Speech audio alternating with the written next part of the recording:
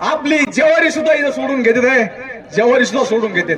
त्याच्यामुळे सगळ्या संघ आनंदाने राहा, व्यवस्थित राहा आणि हमीच माझ्या डोक्यावर माझ्या मामाचा हात राहिला. मामानी मला त्यांच्या हाताखाली आम्ही खेळलो, बागडलो, मोठे झालो. त्यांचा हात राहिला. मित्रांनो, बोलायसारखं खूप काही आणि कव्हरही बोलू, परंतु वेळेअभावी नियोजनाअभावी चालत नाही. येतो. जय गुरुदेव, जय मित्र. धन्यवाद मित्र.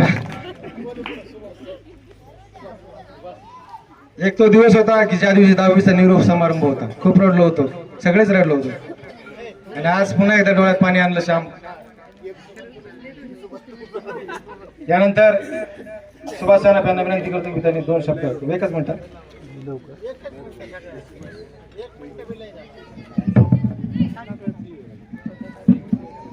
सर्व सन्माननीय व्यासपीठ, गुरुजन वर्ग आणि जमलेल्या माझ्या मित्र मैत्रिणी आणि भावजया भाऊजी आणि शाळेतील बाकी नाही म्हणलो आणि जमलेले शाळेतले माझे मित्र. बोलण्यासारखं भरपूर आहे, पण थोडसक म्हणून बोलतो. आज वैद्य सर आपल्याकडे नाही, तर वैद्य सरांची एक आठवण म्हणून सांगतो. तर वैद्य सरांच्या आत्म्यास निरंतर शांती लाभो हीच ईश्वरचरणी प्रार्थना करतो. आणि हरिभाऊ डेरे जो आमच्या वर्गातला चांगला मित्र होता, तो शांत होता, परंतु शांत असताना सुद्धा आम्ही सचिन डॉक्टर, मी सावळीराम, आम्ही खोडील होतो. हरिभाऊ शांत होता. त्यावेळेस आमच्या बुद्धीला जे पटत होतं, आमच्या बुद्धीला त्यावेळेस ते योग्य वाटलं, म्हणून मी सहज वैद्य सरांनी ते यायचे. मुख्याध्यापक असल्यामुळे शाळेला ग्रँड नव्हता त्यावेळेस. ते शिकवायचे, एक दिवस शिकवलं तर ते 4-5 दिवस नसायचे, 2-3 दिवस शिकवलं ते 7-8 दिवस नसायचे. त्यांच्या मागे शाळेचे ग्रँडच्या कामामुळे ते जास्त संस्था ऑफिसला राहायचे. ते एक दिवस आले ते त्यांनी ग्रामर शिकवलं, म्हणजे मराठीचं व्याकरण शिकवलं. आणि उद्या येताना हे पाठ करून या असं म्हणले. पिरियड संपला, ते बाहेर गेले. मी लगेच म्हणलं आता घोर नाही 15 दिवस म्हणलं की ते त्यांनी ऐकलं आणि ते पुन्हा वर्गात आले. ते म्हणले कोण म्हणलं असं, कोण म्हणलं त्यांनी लगे एक बाहेर काढून हाणायला चालू केलं. सगळे हल्ले. त्याच्यात फक्त आगाव सर, मी डॉक्टर, आम्ही 3 जणांनी मार नाही खाल्ला. म्हणलेलं मी होतो. आणि शेवटी त्यांनी याला 2 छड्या मार, त्याला 4 मार. हरिभाऊवर नंबर आला. मी म्हणलं हे नाही म्हणता येईल ना, इतकं मारतील. आणि म्हणलेलं माहीत झालं किती मारतील. पण ते हरिभाऊला बाहेर काढलं. सगळ्यात जास्त हरिभाऊ मारलं. सगळे म्हणायचे मी नाही म्हणलो, सर म्हणायचे कोण म्हणलं, कोणीच नाव सांगत नव्हतं. मग शेवटी नंदूनी सांगितलं तर काहीतरी इकडून आवाज आला, म्हणून हरिभाऊला पुढं घेतलं. म्हणून जास्त मारण्यात हरिभाऊला आलं.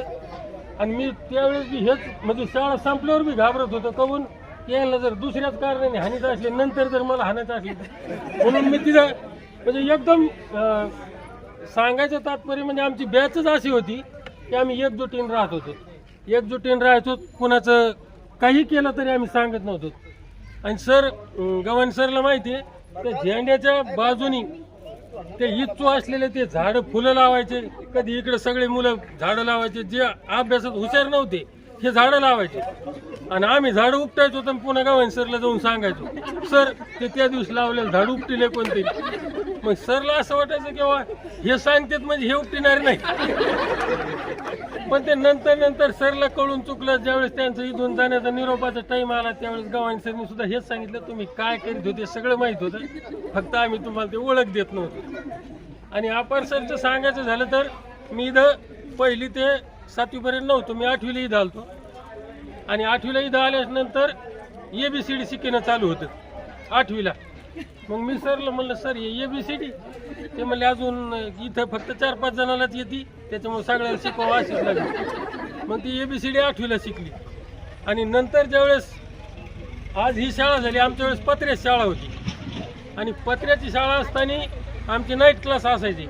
आणि नाईट क्लासला आल्यानंतर आम्ही 7ला यायच होतो. आम्हाला माहिती आहे सर 9च्या नंतर येणार. मग आम्ही अभ्यासालाच 9ला बसायचं. सगळे पांगून बसायचे. आणि आले की ते सर कळायचे कोणीकडून तरी आलेले. मग ते त्यावेळेस अभ्यासाला जरा तैट बसायचो. आणि 9:30 पावणे 10 वाजेपर्यंत सरला वाटायचं आता करतेच पोरं अभ्यास, चला आता. पण मला माहित होतं की मुंडे सरला तुकाराम महाराजाची ओवी, ज्ञानेश्वर महाराजाची ओवी असं काही जर आठवण करून दिली तर मुंडे सर त्याच्यावर 2-1 तास बोलतेच, मग अभ्यास करायचं काम नाही. तर मग ते सरला मी म्हणायचो जायच्या टायमाला, अप्पर सर गव्हाण सर म्हणायचं चला आता. मी म्हणायचं नाही सर ते अशी अशी गोवी. सरनी सांगा सुरू केलं की 12 वाजायची. मग अप्पर सर गव्हाण सर त्यांना म्हणायचे राहू दे आता, राहिलेलं उद्याच्या. म्हणजे अशा भरपूर आठवणी आहेत. मामाने सुद्धा आम्हाला ट्युशनमध्ये चांगलं शिकवण दिली. आणि आज सरला मी एक अभिमानाने सांगतो की सर, जिल्हा परिषदचे शिक्षक असतील, मसुदारी शिक्षक असतील, मामा असतील, मी तुम्हाला अभिमानाने सांगतो सर की आमची बॅच, तुमचं नाव आणि आमच्या आईवडिलाचं नाव कुठेतरी खराब होईल असं कधी वागणार नाही. एवढंच बोलताना सांगतो. माझं नाव सावळीराम धोंडीराम सानप, राणा पिंपरखेड, तालुका घनसंगी, जिल्हा जालना. सावळीराम धोंडीराम सानप हे नाव. अनुभव समजा काय सांगायची, बेलसरी मॅडमला काय ध्यानात नसन, कारण मी 3रीला होतो सर, आणि येत तर काही नव्हतंच ना. फक्त काय करायचं, नाव टाकायचं आणि जे समजा सिरियल असेल ते टाकायचं, आणि खाली काय करायचं, बारीक समजा याच्यामध्ये लिहायचं, मॅडम मला पास करा. असे भरपूर हिस्से येतं सांगण्यासारखे, लमटे येतं, पण आता ध्यानात येणार. आता मला 5 मुली येतं आणि 1 मुलगा आहे सार्थक म्हणून. हा, 2 मुलीचे लग्न झालेले येतं. 1 मुलगी डी फार्मसी करती, 1 12वीला आहे आणि 1 9वीला आहे. इथेच हा नाही, आता ते ओळखीलं ते एवढं बोलून मी माझे 2 शब्द जय हिंद जय महाराष्ट्र. मी सुनील ईशंभर बोकन. मला दोन मुलं आणि 1 मुलगी आहे. 1 मुलगा MBBS झाला, 1 नीटची तयारी करतो, 1 मुलगी 9वीला इथं आलेली. माझी सोन्याचे दुकान आहे, बायकोची आयुर्वेदिक आहे आणि पूजा साहित्य भांडार आहे दुकान.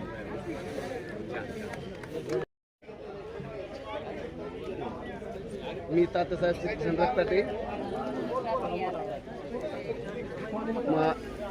माझा व्यवसाय शेती आहे. मला 2 मुली, 1 मुलगा आहे. एका मुलीचं लग्न झालं, ती शिकते संभाजीनगरला. दुसरीचा 4 कॉलेजला नंबर लागला, तर मुलगा 10वीत इथंच शिकतो. कहानी है टूटी हुई कश्ती ठहरा हुआ पानी है. हमारी तो दोस्ती की इतनी सी कहानी है, टूटी हुई कश्ती ठहरा हुआ पानी है. एक फूल किताबों में दम तोड़ चुका, मगर याद नहीं आता ये किसकी निशानी है. हरीश डेरे यांना विनंती. हॅलो हॅलो हॅलो, मी हरिभाऊ अप्पासाहेब ढेरे. 10वी पर्यंत शिक्षण इथं झालं. आता सध्या कुंभार पिंपळगावला दुकान चालवते, सोहम प्लवड आणि हार्डवेअर म्हणून. मला 2 मुलं आहेत, 1 10वीला आहे, 1 7वीला आहे. आणि व्यवसाय बऱ्यापैकी करतोय. सर्वप्रथम इथं खूप वर्षानंतर सर्व गुरुवारी बघायला भेटले, बोलायला भेटलं, इतका आनंद झालेला आहे. फार मन असं गहिवरून आले. वर्गातल्या सर्व मुली आल्या, सर्व मुलं पण आम्ही पण एकमेकाला भेटत नाहीत. अनेक वर्षानंतर सगळ्या ओळखी भेटी गाठी झाल्या. फार असं म्हणजे छान वाटतंय. आणि जीवनामध्ये हे आपल्याला जीवन जगण्यासाठी असे काही कार्यक्रम अवश्य जीवनात यायला पाहिजे, जेणेकरून काहीतरी प्रेरणा मिळते, ऊर्जा मिळते. मी जास्त काही बोलणार नाही. एकनाथ महाराजांचा दृष्टांत थोडं सांगेल. एकनाथ महाराज हे कीर्तन करत असताना त्यांना असाच एक माथेपुरी उठला आणि सरळ म्हणला, महाराज तुम्ही एवढं रोज कीर्तन करता, तर सांगा बरं माझं भविष्य काय आहे. आणि तुम्हाला लोक एवढं शिव्याशाप का देतात, एवढं चांगलं कार्य करीत असून देखील. तर महाराज शेवटी हुशारच होते, ज्ञानी होते. त्यांनी सांगितलं की बाळा तू फक्त 8 दिवस जगणार आहेस. जसं त्याला सांगितलं तसं त्याने 3रा प्रश्न न विचारता सरळ तिथून निघून गेला. घरी गेल्यानंतर बाकीचे कामकाज करू लागला. तसंच नंतर 1 2 3 दिवस असे करून 8 दिवस झाले. 9व्या दिवशी त्याला जाग आली आणि ते उठला. आश्चर्यचकित झाला किंवा मी मेलो नाही. म्हणजे याचा अर्थ मला महाराजांची कृपादृष्टी माझ्यावर झाली आणि त्यांनी हार तूर फेटे पेढे वगैरे घेऊन महाराजांच्या दर्शनासाठी आला आणि महाराजाला म्हणला की तुमची अशीच कृपादृष्टी माझ्यावर राहू द्या, तुमच्या आशीर्वादामुळे मी वाचलो. महाराज म्हणले बरं ठीक आहे, काही हरकत नाही, पण तू नेमकं 8 दिवस केलं काय? काही नाही म्हणला महाराज, आता मी 8 दिवसांनी मरणार होतो म्हणून असं जीवन जगून घेतलं. बायकोला मारायचं सोडून दिलं, दारू प्यायची सोडून दिली, लेकरं बाळ काय करते, कोण्या वर्गात येत, काय अभ्यास करते का नाही त्यांच्यापाशी बसलो, बोललो मनमोकळेपणाने.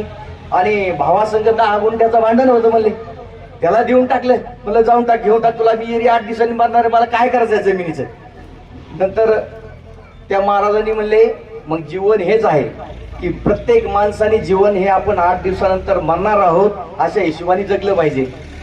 मग महाराज म्हणले तुझा दुसरा प्रश्न की मला शिव्या साथ देतात. प्रत्येक माणसाच्या जीवनात असंच आहे, प्रत्येक माणसं हा प्रत्येक माणसाला नाव ठेवीतच असतो काही म्हणजे अशा पद्धतीने. त्यामुळे याचा गोष्टीचा विचार न करता आपण आपलं जीवन कसं सुखमय जगता येईल याच्यासाठी प्रयत्न केला पाहिजे. बस एवढं बोलून 2 शब्द संपवतो. पण सर्वांची इच्छा आहे की एक गाणं म्हणावं, तर असं न म्हणता लिरिक्सवर म्हणण्याचा प्रयत्न करतो.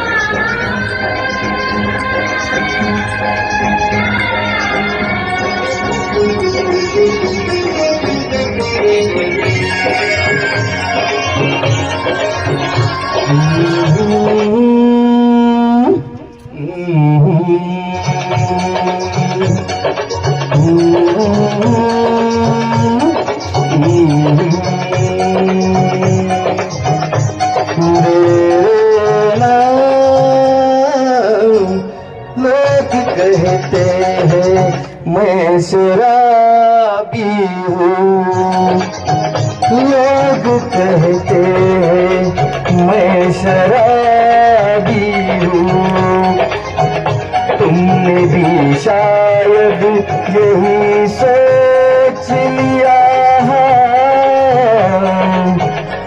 लोग कहते हैं मैं शराबी हूँ.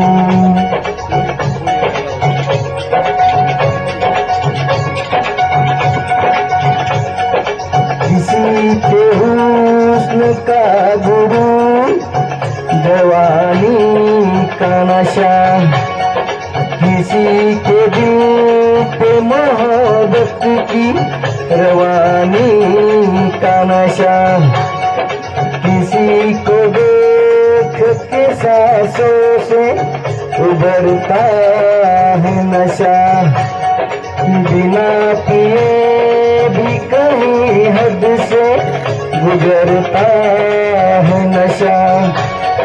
नशे में कौन नहीं है मुझे बताओ जरा, किसे होश मेरे सामने तो लाओ जरा. नशा है सब पे मगर रंग नशे का है जुदा. खिली खिली हुई सुबह पे है शबनम का नशा, हवा पे खुशबू का बादल पे है रिमझिम का नशा. कहीं सुरूर है खुशियों का, कहीं गम का नशा. नशा शराब में होता तो नाचती बोतल, मगरे झूमते पैमानों पे होती हलचल. नशा शराब में होता तो नाचती बोतल. नशे में कौन नहीं है मुझे बताओ जरा, नशे में कौन नहीं है मुझे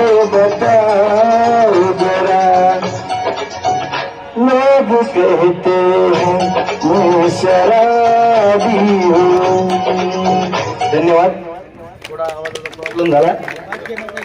मी नंदकिशोर वाघमारे. मला एक मुलगा आहे आणि एक मुलगी आहे. मुलगा डी फार्मसी झालाय आणि मुलगी सध्या 12वीला अंबरला. वर्ग 7 पर्यंत शिकलो जिल्हा परिषद मध्ये आणि आता सध्या मी परळ येथे कामाला आहे, म्हणजे कुक म्हणून आहे. मला 4 मुली आहेत, एक मुलगा. सावळीरामचं रेकॉर्ड. माझं नाव सावळीराम म्हणजे एकच दोघं आम्ही बराबर आहेत. त्याला एक मुलगा आहे, मला एक मुलगा आहे. नाही रेकॉर्ड ब्रेकिंग बरोबरीच आहे. माझ्या 3 मुली झाले, त्यांचे एकच मला 3 नातरुंड. त्याला किती माहित नाही मला. मग आमच्या नाव सावळीराम होते. ते थोडा अवखेळ होता, मी थोडा शांत होतो. त्याला आठवणी राहिली नसत्या. मला एक आठवणी एखादी कविता म्हणतो. मला वाटतं 5वीतली कविता आहे ती. घाटातली वाट. घाटातली वाट काय तिचा थाट, मुरकते गिरकते लवते पाठोपाठ. निरनिळी परडी कोणी केली पालती, पान फूल सांडले वरती आणि खालती. खाली कोलदरा वर उंच कडा, भला मोठा नाग जणू भिवून मोठा काढून फडा. भिवू नका कोणी पाखरांच्या गाणी, सोबतीला गात गात खेळत पाणी. धन्यवाद. प्रथम मत्स्यगरी विद्यालय पिंपरखेड बुद्रुक या बॅचचा मी एक भाग्यवान विद्यार्थी. तर आजच्या कार्यक्रमाचे अध्यक्ष माननीय गवळे सर आणि पूज्य गुरुजन वर्ग. माझं नाव संतोष भनवासराव काळे, पिंपरखेड बुद्रुक, तालुका घनसंगी, जिल्हा जालना. माझं लग्न 2005 साली झालं. त्यानंतर माझा मोठा मुलगा इलेक्ट्रिक इंजिनिअरिंगची डिग्री करतोय सिंधुदुर्ग येथे आणि छोटा मुलगा मेकॅनिकल इंजिनिअरिंगची डिग्री करतोय जालन्याला. आणि माझं एक इलेक्ट्रिकलचं दुकान आहे, मोटर रिवायडिंगचं. लाईन आणि लाईनमन कधी येईल याची गॅरंटी नसते. सरांच्या डोक्याचे विचार होते की ही बॅच कशी तयार करावी आणि ह्या बॅचमधले माझे विद्यार्थी कसे घडतील याचा त्यांनी आठोकाट प्रयत्न केला. तदनंतर आमच्या खिशामध्ये ती चिठ्ठी आली. चिठ्ठी साधी नव्हती, ती मामाची होती. कारण कधी शब्द पाठ नसायचे. मग मामांनी आम्हाला एक शिकवण दिली किंवा तुम्ही एक असा कागद लिहावायचा आणि त्या वहीवर काही अक्षर, काही वाक्य, काही रचना लिहून सतत त्या खिशामध्ये ठेवायच्या. जेव्हा जेव्हा आम्ही गल्लीत फिरू ना, खरोखरच मामाने कुठून तरी बघायचं आणि दुसऱ्या दिवशी सकाळी ठरलेलंच. तदनंतर आमच्या शाळेला ड्रेस कोड एक होता, चॉकलेटी पॅन्ट आणि पांढरं शर्ट. गल्लीत इकडे तिकडे फिरलं की परत सरांचं लक्ष, आज कोणत्या गल्लीत होतं, परत सकाळी आले तिथं. त्या आणि अशा ह्या सरांच्या नजरेतून आम्ही घडलेलो विद्यार्थी. तर चांगलं भाग्य म्हणजे तरी काय, चांगले मित्र मिळणं म्हणजेच चांगलं भाग्याचं लक्षण आहे. आणि अशा ह्या भाग्याच्या लक्षणातून आमची जळणघळण झालेली आहे. आणि दुसरा एक महत्वाचा मुद्दा मी सांगतो. समजा एखादं दुकानदार असेल, त्याच्या शेजारी जर दुसरं दुकान त्याच्यासारखं झालं तर त्याच्या मनात काय एक खंत निर्माण होती, अरे कसं तरी आपल्याला एक नवीन एक स्पर्धक तयार झाला आणि माझं काय होईल, माझा धंदा कमी होईल, मला म्हणजे कुठंतरी एक स्पर्धा करावी लागेल. आणि समोर जे बसलेला विचारमंच आहे, गुरुजन वर्ग आहे, यांच्या मनामध्ये कधीही शंका आली नाही. भरलेल्या वर्गाला जशाच तसं त्यांनी सांगायचा प्रयत्न केला. आता कधी कधी वृक्षाचे 2 फुलं असतील, एक चरणावर जातो तर दुसरं शरणावर जातं. म्हणून त्यांनी जे सांगायचा प्रयत्न केला, आम्हाला जितकं घेता येईल तेवढं घेतलं. आणि ह्या पेटच्या टूपनी त्यांची जी एनर्जी होती त्यांनी आमच्या डोक्यात घालायचा प्रयत्न केलेला आहे. आणि जशा पद्धतीने जशी ज्याला सहन होईल त्या पद्धतीने त्यांनी आमची ज्ञानाची टूप पेटवलेली आहे आणि आमच्या जीवनातला अंधकार नष्ट करण्याचा प्रयत्न आम्ही करतोय. सरांनी जसे आम्हाला आत्ताही पिरियडमध्ये सूचना केल्या, त्या सूचनाचं आम्ही काटेकोरपणे पालन करू. आणि आम्हाला जो एक अभिमान झाला होता, तर संत सांगतात, उठा उठी जाय अभिमान आयशे स्थळ कोण. तर आमचा जो एकमेकाचा अभिमान झालेला होता, ओवळ सर मोठे झाले, घुगे सर मोठे झाले, रामचंद्र मोठे झाले, हे जे अभिमान होता आणि ह्या अभिमानाचं आम्ही काय केलंय पूर्णतः खच्चीकरण केलंय की उठाउठीचा आहे अभिमान. आयशे स्थळ कोण? तर मी म्हणतो आयशे स्थळ म्हणजे ही शाळा आहे, ज्या शाळेमध्ये माझं बालपण हरवलंय. काही गोष्टी माणूस सख्याला सांगू शकत नाही, आईला सांगू शकत नाही, वडिलाला नाही, गुरुजनांना नाही. त्यासाठी महत्वाचे मित्र आणि मित्रापासूनच काही शिकायला मिळतं. असे जे आपुलकीचे मित्र आम्हाला मिळत गेले. कधी आमच्याकडे वही नसायची तर कधी पेन नसायचा. सर्वांनी आम्हाला मिळून मिसळून घेतलं म्हणून आमचं शिक्षण झालं. तदनंतर हे जे द्विगन अंकुशराव झुळकोपे सर होते, यांचेही आमच्यावर खूप मोठे उपकार.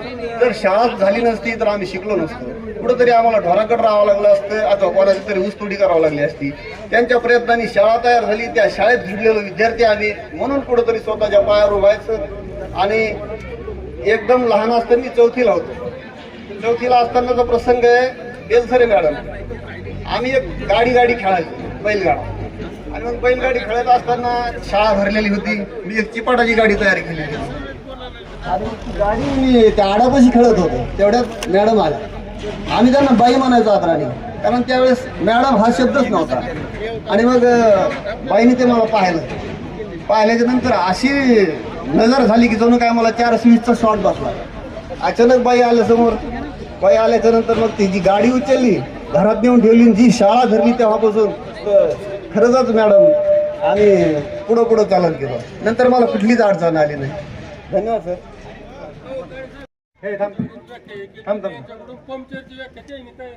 हा सुभाषची फरमाईश आहे, संतोष कोण पंक्चरची व्याख्या बोलून घ्यायची. आता सर्व मित्रांना मी नाही म्हणू शकत नाही, पण पंक्चर हा एक इंग्लिश शब्द आहे आणि मला मराठीचं वाक्यांतर करायची जास्त सवय होती. म्हणून सायकल आणि पंक्चर हे दोन्ही शब्द इंग्लिश आहेत, म्हणून मी त्याला मराठीत विस्तांतर करतो. मानव निर्मित दुचाकी वाहनाचे छिद्रीकरण होऊन वायू ऊर्ध्वगमन झाला म्हणजे सायकल पंक्चर झाली. धन्यवाद. वा, खूप छान. संतोष साठेकर जोरदार आहे. संतोषने आता जे जीवनाचं उदाहरण दिलंय की कोणी डॉक्टर झालं, कोणी सर झाले, किंवा फुलाचे 2 प्रकार सांगितले, कुठे सरणावर जातं, चरणावर जातं. मोर धुंद होऊन नाचतो म्हणून आपण का खिन्न व्हायचं? मोर धुंद होऊन नाचतो म्हणून आपण का सुन्न व्हायचं? कोकिळा सुंदर गाते म्हणून आपण का खिन्न व्हायचं? मित्रा, तुलना करत बसायचं नसतं. प्रत्येकाचं आपलं वेगवेगळेपण असतं आणि तेच कायमस्वरूपी जपायचं असतं.